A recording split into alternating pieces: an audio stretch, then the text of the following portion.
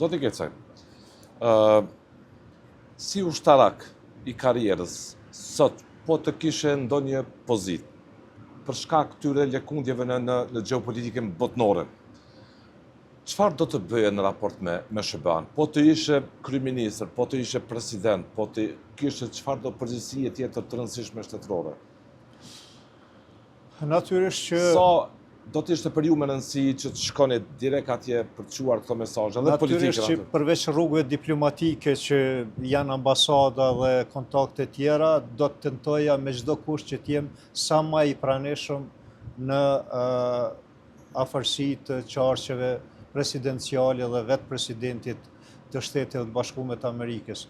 Mund të mos kem simpati për presidentin e tanishëm, po ajo është irelevante, nuk është e rëndësishme, sepse raportet ndërmjet miqve nuk janë periodike, nuk mund të kesh Stinore, mesit mirë, stinore, po duhen këtë stin, në këtë mënyrë me usjell ose me Si këtë person ushtaraka, dhe do t'i pastaj ofroje politikisht, po them, baza, hapësirë për baza të reja ushtarake.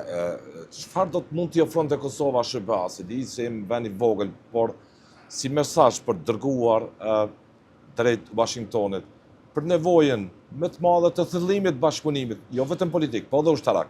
Faktikisht ato oferta veç po ndodhin, janë duke ndodhur, po janë duke ndodhur jo në mënyrë transparente, jo përmes qeverisë, jo aty ku do duhen fakt të ketë transparencë, sepse ne dim fare mirë që në bon stile kemi një bazë të fuqishme amerikane, po është edhe poligoni i stërvitjeve në Babajt Bokës, ku i është ofruar edhe amerikanëve, në rast se jo vetëm amerikanëve, po edhe tjerëve miqve tanë që të marrin pjesë atje Ata nuk e kam problem, por politikisht sa do të ishte me rëndësi të administroj me fjallor politik kjo. Dhe me fjallorin politik, kjo do të ishte edhe më e fuqishme, sepse do të jepej një mesazh i qartë, jo gjithashtu për bashkësinë ndërkombëtare se ata i kanë qarta, po edhe për vetë qytetarët tanë, që ta kuptojnë qytetarët tanë që kush janë partnerët tanë kryesor, dhe kanë duhet ta mbështesim,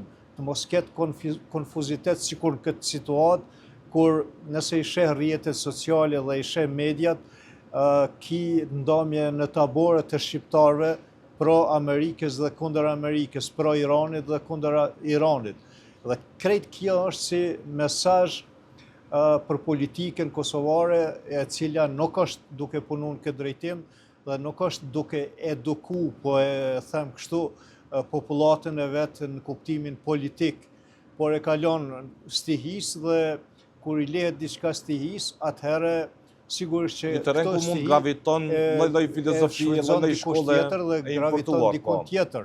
Ai që ka ndikim më shumë përmes rrugëve jo legale, ai do t'i orientojë edhe popullatën në ato drejtime, dhe kjo është pikërisht ajo mungesa politike dhe diplomatike e qeverisë së Kosovës, e cila nuk është duke punu në këtë drejtim.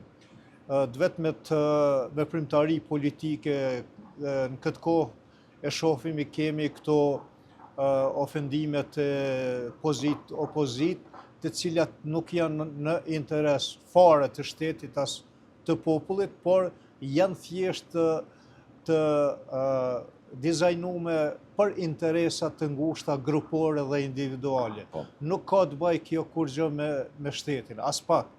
Prandaj edhe partnerët tanë serioz duke i pa këtë nivel politik çfarë kemi në Kosovë, shumë veprime i bojnë duke anashkalue edhe qeverinë tonë, edhe presidencën, edhe institucione punojnë në terren, por nuk duken. Punojnë në terren, nuk duken shumë, sepse është e pahishme tash, me qenë se ata punojnë këtë mënyrë, edhe të ekspozohen shumë, edhe ta nënçmojnë një farë mënyre edhe vetë qeverinë e Kosovës, sepse do t'ishte nënçmim kur dikush vjen në vend tonin, në territor tonin, dhe punon me institucionet tua, kurse ti je jashtë loje. Dhe për fat keq kemi rënë këtë nivel. Zoti Kecaj, pyetja e fundit. Ju referua që Kosova nuk ka stabilitet politik, ka krizë në esencë. Nga rendje të pashpjegueshme për shtet, por të shpjegueshme për interesa mbase personale që mund të kenë udhëheqësit politik. Kryesisht partia Zotit Kurti, e cila duket sipas kritikëve që është inskenuese e gjithë kësaj bllokade, ka mbi 51.1%, nuk ofron platformë si duhet për kompromis e konsenzus, që të zgjidhet kush? Një president vendi. S'po trajtohet si proces i parëndësishëm. Është i rëndësishëm presidenti, por me këtë fuqi politike askujt në mendje nuk do t'i shkonte që do të kemi këtë blokadë. Mbase do të kemi edhe një proces të pashmangshëm të zgjedhjeve të jashtëzakonshme. Zoti Kurti, në anën tjetër, këto ditë deklaroi përsëri që Serbia ka 48 baza për skaj kufirit me Kosovën dhe ato përbëjnë kërcënim për sigurinë tonë. Tani, nëse shohim lëvizjet e brendshme, krizat që po i krijon vetë ky establishment politik dhe nevojën jetike që ka Kosova forcoj aleancat me miq, cilin bilans të nxjerrim sipas jush si ushtarak? Mendoj që një deklaratë e tillë, në fakt edhe pse është bën në Britaninë e Madhe atje, në fokus e ka pas audiencën kosovare. Krejt ajo që ka u folë atje, në vend se të ishte orientume ka raportet dhe miqësia dhe forcimi i besimit dhe krijimi i raporteve të fuqishme me Britaninë e Madhe, në fakt biseda ishte orientume ka popullata e Kosovës në interes të një hapi matutjeshëm i cili do t'i shkonte në favor qeverisë.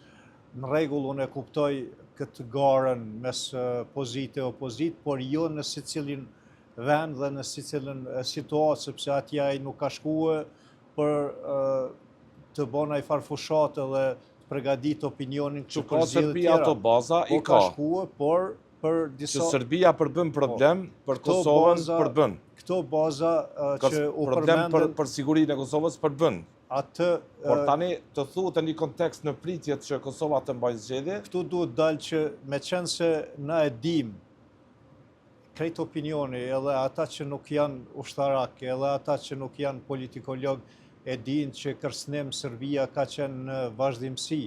Asnjëherë ky kërcënim që nga mbarimi i luftës e deri sot nuk është largu. Mirë po duhet sqarohet kjo çështje. Kërcënimet nuk janë të nivelit të atij rreziku ku mund të presim çdo moment që trupat serbe të futen në Kosovë dhe të fillojnë një luftë e re, sepse rrethonat gjeostrategjike nuk janë të tilla. Mirë po kërcënimet janë të atij nivelit të cilat mund ta destabilizojnë edhe politikisht edhe ekonomikisht Kosovën, pikërisht për shkak se Kosova nuk është i kushtuar vëmendje çështje konkrete dhe praktike, por ma shumë merret me retorik. E kam fjalën për Kosova për ju politikën. do duhet çonte lajme, se është një shtet që ka stabilitet politik, është një vend që është i parashikueshëm politikisht, është një vend me të cilin aleancat mund të forcohen mbi bazën e koncepteve dhe interesave të përbashkëta jo stinore, po afatgjata. Një vend ku nuk ka lëkundje të brendshme, ku nuk përdor retorik. Kjo është arsyeja pse unë kur fillova me folën këtë pjesë e thash që debati u zhvillua në Britaninë e Madhe. Dhe atje është dashur të dërgohet ai mesazh edhe britanikëve edhe evropianëve për stabilitetin mbrana në Kosovë dhe për idenë dhe atë se çka pritet matutje pas këtij gërçi politik që e kemi. Mirë po kjo nuk u bë atje, u bë thjesht një fushat dhe vetëm sa e vazhdoi këtë politikë që e kemi që 4-5 vite. Dhe kurse si politika e jonë, në këtë rast kryeministri, po edhe presidentja, nuk janë gjendje që dërgojnë një mesazh të tillë çfarë ju po e përmendni që Kosova ka stabilitet politik. Dhe pikërisht që ka raporte të qëndrueshme me aleatët, që nuk i ka të përkeqësuara ato raporte, që të mos ushqej pjatën e armiqve. Krijon një hapësinë, një terren të përshtatshëm për kundërshtarin, në këtë rast për Serbinë. Nuk janë problemi më i madh 40 baza ushtarake pse janë vendosur aty. Ajo është më shumë problem psikologjik se sa real. Për shkak se prania ndërkombëtare ushtarake në Kosovë i ka dhënë një leksion një herë Serbisë dhe Serbia nuk guxon të ndërmarrë një avanturë të atij niveli, sepse do të ishte çmenduri për cili do lider serb nëse do të kishte guxim të ndërmerrë një hap të tillë avanturesk.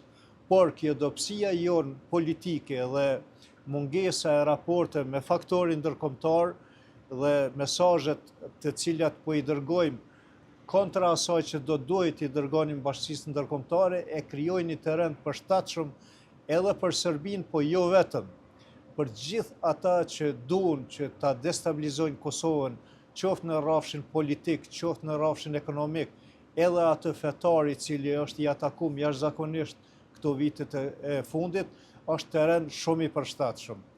Prandaj po them se ky jo seriozitet politik me zgjedhjen apo mos zgjedhjen e presidentit, presidentes, është ma tepër një mesazh për kundërshtarët tanë, për armiqtë tanë, për të cilëve po ju themi, ja, na po jo përgatisim terrenin, ju veç hini dhe prani edhe kryeni detyrat e juve me sukses këtu. Gecaj, të falenderoj për kohën, në funksion të rekapitulimit të observimit tuaj, edhe si ushtarak me përdhoj. Është e rëndësishme që Kosova që lajme se ka stabilitet politik, se është e parashikueshme politik dhe se raportin me aliancat nuk e ka të cënuar. Gjithë kjo do të mund të forcon të tregimin për një Kosovë të qëndrueshme me perspektivë të palekundshme në ambicien e saj për të bërë antare Bashkimit Evropian dhe e NATO-s gjithsesi. Është tepër e rëndësishme kjo që e thatë dhe këtë po e la si mesazh të fundit në fakt për politikanët tonë. Por unë si ushtarak shpeshherë fokusohna në gjëra konkrete, reale që ndodhin, pa bë ndaj lojë diplomatike ose politike për të mashtruar këtë qoftë. Unë kam dëshirë dhe e them ato çka e di, edhe nga përvoja, edhe nga backgroundi im si ushtarak e shkollimet dhe gjitha ato që kam arrit deri sot me mësu. Kështu që për teleshikues tuaj, për ndonjë pjesë mund të jetë kjo jo e kënaqshme, por unë një obligim si dikush që kam luftu për këtë vend dhe kam qenë dikur i gatshëm edhe jetën me dha për këtë vend, ta them të vërtetën e cila po sundon këto momente tek ne. Dhe këto e bëj jo me qëllim për ta ofendu këtë qoftë, po për t'i dhënë një sinjal edhe popullit, po edhe liderëve që duhet të ndryshojnë një qasje në interes të vendit, në interes të kombit, në interes të shtetit dhe raporteve të mira me bashkësinë ndërkombëtare, në veçanti me Shtetet e Bashkuara të Amerikës, NATO dhe Evropianët.